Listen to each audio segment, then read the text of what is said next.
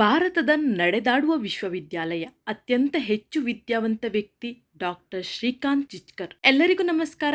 ಇವತ್ತಿನ ಈ ವಿಶೇಷ ವಿಡಿಯೋಗೆ ನಿಮಗೆಲ್ಲ ಸ್ವಾಗತ. ಸಮಾಜದಲ್ಲಿ ಹುಟ್ಟಿದ ವ್ಯಕ್ತಿ ಒಳ್ಳೆ ಶಿಕ್ಷಣ ಪಡೆದು ಒಂದೆರಡು ಪದವಿಗಳನ್ನು ಪಡೆದು ಲೈಫ್ನಲ್ಲಿ ಸೆಟಲ್ ಆಗಬೇಕು ಎಂದು ಬಯಸುವುದು ನಮ್ಮನ್ನು ಸೇರಿಕೊಂಡು ಬಹುತೇಕರ ಆಶಯ. ಸಾಮಾನ್ಯವಾಗಿ 1 ಅಥವಾ 2 ಪದವಿಗಳನ್ನು ಗಳಿಸಿ ಸಾಧಿಸಿಯೇ ಬಿಟ್ಟೆ ಎಂದು ಹೆಮ್ಮೆ ಪಡುವ ಜಗತ್ತಿನಲ್ಲಿ ಡಾಕ್ಟರ್ ಶ್ರೀಕಾಂತ್ ಜಿಚ್ಕರ್ ಅವರು ಶಿಕ್ಷಣ ಪಡೆಯುವ ವಿದ್ಯಮಾನವನ್ನು ಮರು ವ್ಯಾಖ್ಯಾನಿಸಿದರು. ಭಾರತದ ಅತ್ಯಂತ ಅರ್ಹ ವ್ಯಕ್ತಿ, ಹೆಚ್ಚು ವಿದ್ಯಾವಂತ ವ್ಯಕ್ತಿ, ನಡೆದಾಡುವ ವಿಶ್ವವಿದ್ಯಾಲಯ ಎಂದೆಲ್ಲ ಕರೆಸಿಕೊಳ್ಳುವ ಡಾಕ್ಟರ್ ಶ್ರೀಕಾಂತ್ ಜಿಚ್ಕರ್ ಅವರು 20 ಅಕಾಡೆಮಿಕ್ ಡಿಗ್ರಿ ಅಥವಾ ಶೈಕ್ಷಣಿಕ ಪದವಿಗಳನ್ನು ಪಡೆಯುವುದರೊಂದಿಗೆ ಜ್ಞಾನಕ್ಕೆ ಯಾವುದೇ ಅಂತಿಮ ಗೆರೆಯಿಲ್ಲ ಹಾಗೂ how limitless humans curiosity can be ಎಂದು ಜಗತ್ತಿಗೆ ತೋರಿಸಿಕೊಟ್ಟರು.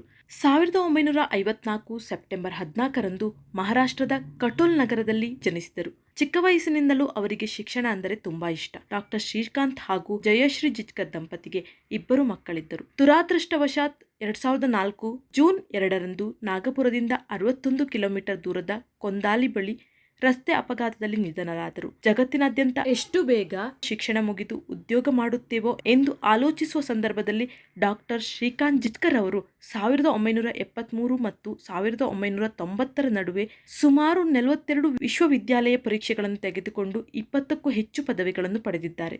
MBBS and MD, LLB, LLM, MBA in Journalism, MA Public Administration, MA Psychology, MA Economics, MA Sanskrit, MA History, MA English Literature, MA Philosophy, MA Political Science, MA Ancient Indian History, MA Psychology ಹೀಗೆ ಹಲವಾರು ಪದವಿಗಳನ್ನು ಪಡೆದಿದ್ದಾರೆ. Master degree ಅಥವಾ ಸ್ನಾತಕೋತ್ತರ ಪದವಿಗಳನ್ನು ಸ್ಯಾನ್ಸ್ಕ್ರಿಟ್ನಲ್ಲಿ doctorate ಅನ್ನು ಪಡೆದಿರುತ್ತಾರೆ. ಅವರು ಈ ಪದವಿಗಳ ಪೈಕಿ ಹಲವು ಪದವಿಗಳಲ್ಲಿ ಪ್ರಥಮ ಶ್ರೇಣಿ ಮತ್ತು ಚಿನ್ನದ ಪದಕಗಳನ್ನು ಪಡೆದಿದ್ದಾರೆ ಎನ್ನುವುದನ್ನು ಗಮನಿಸಬೇಕು. ಜೊತೆಗೆ 1978ರಲ್ಲಿ IPS, 1980ರಲ್ಲಿ IAS ಪರೀಕ್ಷೆಯಲ್ಲೂ ಉತ್ತೀರ್ಣರಾಗಿದ್ದರು. ಆದರೆ ಕೇವಲ 4 ತಿಂಗಳಲ್ಲಿ ಇಂಡಿಯನ್ ಅಡ್ಮಿನಿಸ್ಟ್ರೇಟಿವ್ ಸರ್ವಿಸ್ಗೆ ತಮ್ಮ ರಾಜಕೀಯ ಆಸಕ್ತಿಯಿಂದ ರಾಜೀನಾಮೆ ನೀಡಿ ಹೊರಬಂದರು. ಅಲ್ಲಿಂದ ಮುಂದುವರೆದು 26ನೇ ವಯಸ್ಸಿನಲ್ಲಿ ಮಹಾರಾಷ್ಟ್ರ ವಿಧಾನಸಭೆಗೆ ಚುನಾಯಿತರಾಗಿ ದೇಶದ ಅತ್ಯಂತ ಯುವ ಶಾಸಕ ಎಂಬ ದಾಖಲೆ ಬರೆದರು. ನಂತರ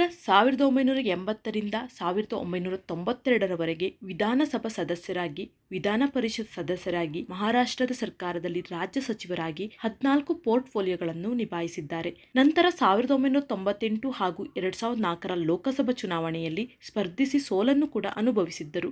ಆಧ್ಯಾತ್ಮಿಕವಾಗಿಯೂ ತಮ್ಮನ್ನು ತಾವು ತೊಡಗಿಸಿಕೊಂಡಿದ್ದು ಸಾಕಷ್ಟು ಸಾಧನೆಗಳನ್ನು ಮಾಡಿದ್ದಾರೆ. ಚಿನ್ಮಯಾನಂದ ರವರೊಂದಿಗೆ ನಿಕಟ ಸಂಬಂಧದಲ್ಲಿದ್ದ ಅವರು ಚಿನ್ಮಯ ಕೇಂದ್ರದ ಮೊದಲ ಅಧ್ಯಕ್ಷರಾಗಿ ಕೂಡ ಕಾರ್ಯನಿರ್ವಹಿಸಿದರು. ಅಲ್ಲದೆ ಪೂಜ್ಯ ಸ್ವಾಮಿ ದಯಾನಂದ ಸರಸ್ವತಿ ಅವರೊಂದಿಗೂ ಸಂಬಂಧ ಹೊಂದಿದ್ದರು.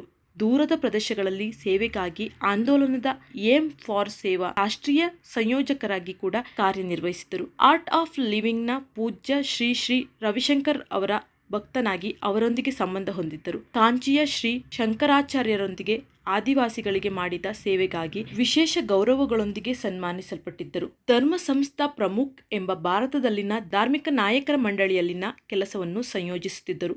ನಿತ್ಯ ಅಗ್ನಿಹೋತ್ರಿ, ಅಹಿತಾಗ್ನಿ ಮತ್ತು ಸೋಮಯಾಜಿಯಾಗಿದ್ದರು. ವೇದಾಂತ ಶಾಸ್ತ್ರದ ವಿದ್ಯಾರ್ಥಿಯಾಗಿದ್ದವರು ಅವರು ಅಗ್ನಿಸ್ತೋಮ ಎಂಬ ಮೊದಲ ಸೋಮಯಾಗವನ್ನು ಪ್ರದರ್ಶಿಸಿದರು. ರಾಜ್ಯ ಹಾಗೂ ರಾಷ್ಟ್ರಮಟ್ಟದ ಸರ್ಕಾರಿ ಸಮಿತಿಗಳಲ್ಲಿ ಕೆಲಸ ಮಾಡಿದ್ದರು. ಈಗಿನ ಕವಿ ಕುಲಗುರು ಕಾಳಿದಾಸ ಸಂಸ್ಕೃತ ವಿಶ್ವವಿದ್ಯಾಲಯ ಎಂದು ಕರೆಯಲ್ಪಡುವ ಸಂಸ್ಕೃತ ವಿಶ್ವವಿದ್ಯಾಲಯವನ್ನು ಸ್ಥಾಪಿಸಲು ಏಕಸದಸ್ಯ ಸಮಿತಿಯಾಗಿ ನೇಮಕಗೊಂಡಿದ್ದರು. ಅಲ್ಲದೆ ಮೊದಲ ಕುಲಪತಿಯಾಗಿದ್ದರು. ಭಾರತವನ್ನು ಪ್ರತಿನಿಧಿಸುತ್ತಾ ಮತ್ತು ವಿಶ್ವಸಂಸ್ಥೆಯನ್ನು ಯುನೆಸ್ಕೋ ಸೇರಿದಂತೆ ಹಲವಾರು ವೇದಿಕೆಗಳಲ್ಲಿ ಭಾರತೀಯ ನಿಯೋಗವನ್ನು ಮುನ್ನಡೆಸುತ್ತಾ ಪ್ರಪಂಚದಾದ್ಯಂತ ಸಂಚರಿಸಿದ್ದರು. ತಮ್ಮ ವೈಯಕ್ತಿಕ ಗ್ರಂಥಾಲಯದಲ್ಲಿ ಸುಮಾರು 52,000 ಪುಸ್ತಕಗಳನ್ನು ಹೊಂದಿದ್ದು ಇದು ಭಾರತದ ಅತ್ಯಂತ ದೊಡ್ಡ ವೈಯಕ್ತಿಕ ಗ್ರಂಥಾಲಯಗಳಲ್ಲಿ ಒಂದಾಗಿದೆ. ಹೀಗೆ ಅವರು ವಿದ್ವಾಂಸರಾಗಿ, ಕಲಾವಿದರಾಗಿ, ಛಾಯಾಗ್ರಾಹಕರಾಗಿ, ನಟರಾಗಿ, ದಾರ್ಶನಿಕರಾಗಿಯೂ ಗುರುತಿಸಿಕೊಂಡಿದ್ದರು.